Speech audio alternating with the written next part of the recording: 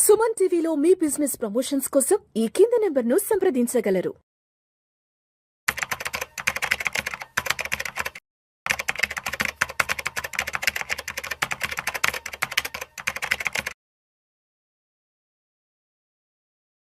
Suman TV ప్రేక్షకులకు స్వాగతం. నేను doctor Anil Kumar Bachchu, certified financial ప్లానర్ని.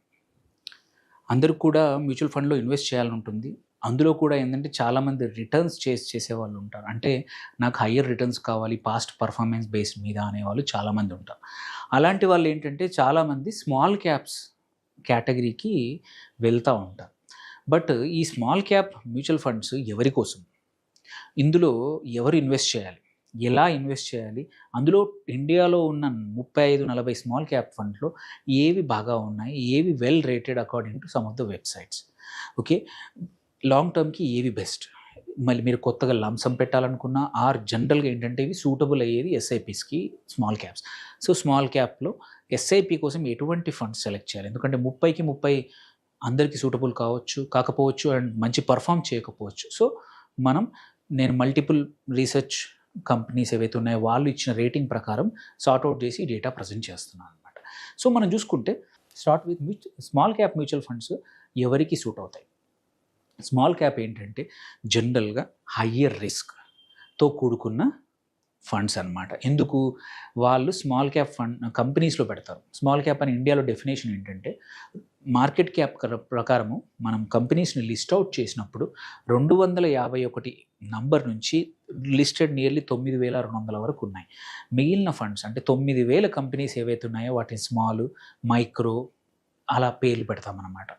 So అలాంటప్పుడు ఎందుకు రిస్కీ అనే క్వశ్చన్ చాలామంది, ఇది కూడా లిస్ట్ అయింది, ఎందుకు రిస్క్ అని అంటారు. ఎందుకంటే ఇవి స్మాల్ కంపెనీస్, ఇంకా ప్రూవెన్ బిజినెస్ మోడల్, ఇంకా కష్టాలు చూడలేదు జర్నీలో, ఆర్ ఓన్లీ ఒక స్మాల్ రీజన్లో ఉంది, స్ట్రెంగ్త్ కొంచెమే ఉంది, ఇప్పుడిప్పుడే ఎక్స్పాండ్ అవుతున్నారు, వాళ్ళని ఎవరు ఇంకా కాంపిటీటర్ సీరియస్గా తీసుకోవట్లేదు.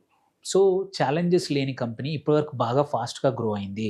బట్ ఇక్కడ నుంచి ముందుకు గ్రో కావాలంటే ప్రాబబ్లీ క్యాపిటల్ ఎక్కువ అవసరం వస్తుందేమో, ఆర్ ఎక్స్పీరియన్స్ అవసరం వస్తుందేమో. సో చాలా ఇఫ్స్ అనేవి చాలా ఉన్నాయి. ఆ ఇఫ్స్ అనేది ఆన్సర్ దొరికితే, ఆ మేనేజ్మెంట్ ఆన్సర్ చేస్తేనే ఆ కంపెనీస్ గ్రో అవుతాయి, వాటి కంపెనీస్ యొక్క షేర్లు కూడా బాగా పర్ఫామ్ చేస్తాయి, అవి పర్ఫామ్ చేస్తేనే మీ స్మాల్ క్యాప్ ఫండ్స్ కూడా గ్రో అవుతాయి. సో మంచి రిటర్న్స్ రావాలి అంటే యూజువల్లీ ఇవి కొంచెం రిస్క్. సెకండ్ ఇంపార్టెంట్ థింగ్ ఏంటంటే ఇది when compare to large cap కానీ మిడ్ క్యాప్ కానీ వోలటైల్ అప్స్ అండ్ డౌన్స్ ఎక్కువగా ఉంటాయి ఇందులో, ఈ కేటగిరీలో. దానివల్ల ఏంటంటే ఎవరైతే తట్టుకోలేరు, అంటే మీ క్యాపిటల్ మీరు 5 లక్షలు పెట్టారు, 5 లక్షలు 4,40,000 చూసి తట్టుకోలేరు, అలాంటి వాళ్ళకి స్మాల్ క్యాప్స్ పనికి రావు. మీరు ఓన్లీ ఈక్విటీలో చేయాలనుకుంటే లార్జ్ క్యాప్, మల్టీ క్యాప్కి స్టిక్ అవ్వండి, కానీ స్మాల్ క్యాప్ రాకండి. సో ఇది ఫర్ హయ్యర్ రిస్క్ టేకర్స్కి. ఇక్కడ కూడా ఇందులో ఇంకో క్వశ్చన్ కామన్గా వస్తుంది ఏంటంటే స్మాల్ క్యాప్లో లంసమ్ పెట్టచ్చా, ఎస్ఐపి ద్వారా ఇన్వెస్ట్ చేయొచ్చా. సో జనరల్గా నేను సజెస్ట్ చేసేది ఎస్ఐపి ద్వారా invest చేయమంటాను.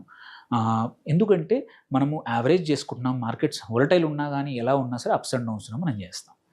Same way large lump sum ఎప్పుడు పెట్టాలనే క్వశ్చన్ కూడా వస్తుంది. లంసమ్ ఎప్పుడు పెట్టాలంటే ఈ అమౌంట్ నీకు ఒక 5-6 సంవత్సరాల వరకు అస్సలు అవసరం లేదు, నీకు తెలుసు ఇందులో పెట్టే అమౌంట్ నాకు అస్సలు అవసరం లేదు, అలాంటప్పుడు పెట్టుకోండి. అక్కడ కూడా ఏంటంటే ఒక ఎస్టీపీ ద్వారా ఒక 3 నెలల యావరేజో, 2 నెలల యావరేజో, 4 నెలల యావరేజో తీసుకోండి. ఒక లిక్విడ్ ఫండ్లో పెట్టి ప్రతి వారము డైలీ ఎస్టీపీ పెట్టి ట్రాన్స్ఫర్ చేసి మీకు కనుక్కున్న స్మాల్ క్యాప్ పెడితే ఒక యావరేజ్ ఎంట్రీ అనేది అవుతుందన్నమాట. ఒకే రోజు పెట్టేసి మార్కెట్ పడిపోతే, ఎందుకంటే ఇది వోలటైల్ అప్స్ అండ్ డౌన్స్ ఎక్కువగా ఉంటాయి స్మాల్ క్యాప్లో, మనం ఎంత లాంగ్ టర్మ్ కనుక్కున్నా సరే మన పోర్ట్ఫోలియోలో రెడ్ నెగిటివ్ కనబడితే మనం తట్టుకోలేము. అలాంటప్పుడు ఎస్టీపీ ద్వారా పెట్టచ్చు, ఆర్ ఎస్ఐపి ద్వారా పెట్టచ్చు. సో ఇందులో కూడా రకరకాల, నేను చెప్పినట్టు ఒక 35-40 ఫండ్స్ ఉన్నాయి ఇండియాలో స్మాల్ క్యాప్ కేటగిరీలో.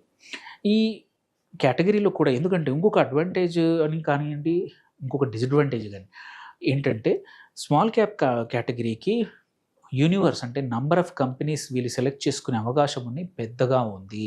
ఎందుకంటే లార్జ్ క్యాప్లో ఓన్లీ టాప్ 50 కంపెనీస్లో ఇన్వెస్ట్ చేస్తాయి, మిడ్ క్యాప్లో 51 నుంచి 250 వరకు ఇన్వెస్ట్ చేస్తారు, బట్ స్మాల్ క్యాప్ 251 నుంచి 900, అంటే universe is big. So variation కూడా కేటగిరీలో హయ్యర్గా ఉంది. ఎందుకంటే ఒక్కొక్క ఫండ్ మేనేజర్ ఒక్కొక్క రకం, అంటే తను చూస్ చేసుకునే ఫండ్ కంపెనీస్ ఏవైతే ఉన్నాయో చాలా డిఫరెంట్ ఉంటాయి. అందుకే ఓవర్‌లాప్స్ కూడా across same category but different company funds చూసుకుంటే లెస్ ఓవర్‌లాప్ ఉండేది స్మాల్ క్యాప్ కేటగిరీ. ఎందుకంటే ఫండ్ మేనేజర్ ఒక్కొక్కరు ఒక్కో రకమైన సెక్టర్లు గానియండి, ఆ సెక్టర్‌లో కూడా ఒక్కొక్కరి ఇన్వెస్ట్‌మెంట్ థీసిస్ ఉంటుంది. అంటే నేను ఇట్లాంటి వాటిలో కొంటాను, ఇట్లాంటి వాటిలోనే పెడతానని ప్రతి ఫండ్ మేనేజర్‌కి ఒక రూల్ గాని ఒకటి అప్లై చేసుకుంటారు. సో, ఇక్కడ వేరియేషన్ ఎక్కువుంటుంది.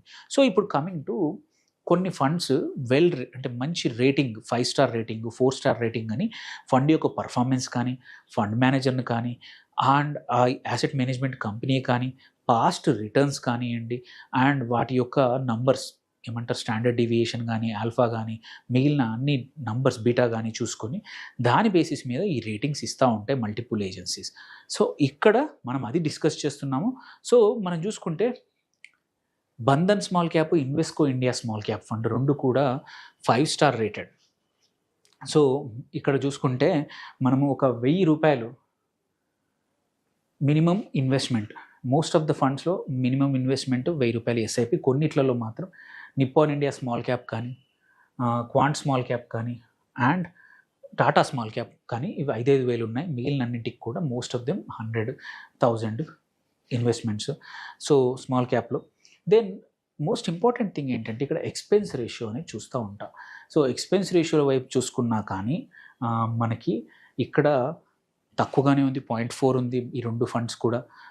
దెన్ ఇంపార్టెంట్ ఏంటంటే 1 ఇయర్ రిటర్న్స్ మార్కెట్స్ బాగా లేకుండే ఈ టైంలో. బట్ స్టిల్ ఈ టైంలో కూడా ఈ ఫండ్ 4.3%, ఇది 5.5% రిటర్న్స్ జనరేట్ చేసింది. So, last 5 years returns this is very important అనమాట. 33.1% రిటర్న్స్ ఇచ్చాయి. సో, అలాంటప్పుడు ఇది లాంగ్ టర్మ్‌కి నేను చెప్పినట్టు 5 ఇయర్స్ ప్లస్ అయితేనే ఇన్వెస్ట్ చేయండి అన్నది ఇందుకే అనమాట. షార్ట్ టర్మ్‌లో మార్కెట్స్ అప్స్ అండ్ డౌన్స్ ఉన్నా కానీ లాంగ్ టర్మ్ మాత్రం వండర్ఫుల్ రిటర్న్స్ ఇస్తాయి. సేమ్ వే ఇన్వెస్కో కూడా 32.9 ఇచ్చింది 5 years average CAGR. Same way next best 4 star rated small క్యాప్‌లో చూసుకుంటే Franklin India small cap fund, Edelweiss small cap fund, these are also ఇవి కూడా చూస్తే 30 రేంజ్‌లోనే ఇచ్చాయి. ఇవి మొత్తం 4 and 5 రేటింగ్ ఇచ్చిన ఫండ్స్ అన్నీ కూడా లాస్ట్ 5 ఇయర్స్ యావరేజ్ రిటర్న్స్ 30+ ఉన్నాయి. ఇందులో 1-2 ఫండ్స్ అయితే లాంగర్ టర్మ్ ఇది 10 ఇయర్స్ ప్లస్ ఉన్నాయి. బట్ సమ్ ఆఫ్ దెమ్ రీసెంట్గా స్టార్ట్ అయ్యాయి. But 5 years is a decent time to see their history చూసుకోవడానికి. అండ్ వీటి స్టాండర్డ్ డీవియేషన్ కూడా ఎక్కువగానే ఉంది. సో, యూజువల్లీ స్టాండర్డ్ డీవియేషన్ అంటే రిస్క్ తీసుకుంటేనే మనకు రిటర్న్స్ వస్తాయి. సో, ఆ లెక్కన చూస్తే ఇవి బాగా ఉన్నాయి. సో, ఈ 7 ఫండ్స్ చూసుకుంటే వీటిలో ఇన్వెస్ట్ చేస్తే ఏంటంటే మీరు ఎస్ఐపి ద్వారా మీరు సొంతంగా అయితే పర్లేదు, లేదంటే మీ యొక్క అడ్వైజర్తో మాట్లాడేసేసి మీరు ఇన్వెస్ట్ చేసుకోవచ్చు. వీటిలో టాటా స్మాల్ క్యాప్ కానీ, క్వాంట్ స్మాల్ క్యాప్ కానీ, నిప్పాన్ ఇండియా స్మాల్ క్యాప్ కానీ, HDFC small cap, Franklin India, Edelweiss small, ఈ 2 బంధన్ అండ్ ఇన్వెస్కో ఇవి బాగా పర్ఫామ్ చేస్తున్నాయి జనరల్గా. అట్లా అని చెప్పేసి ఇంకో ఇంపార్టెంట్ థింగ్, ఒక డిస్క్లైమర్ ఏంటంటే పాస్ట్ పర్ఫార్మెన్స్ ఎప్పుడు కూడా ఫ్యూచర్ పర్ఫార్మెన్స్కి గ్యారంటీ కాదు.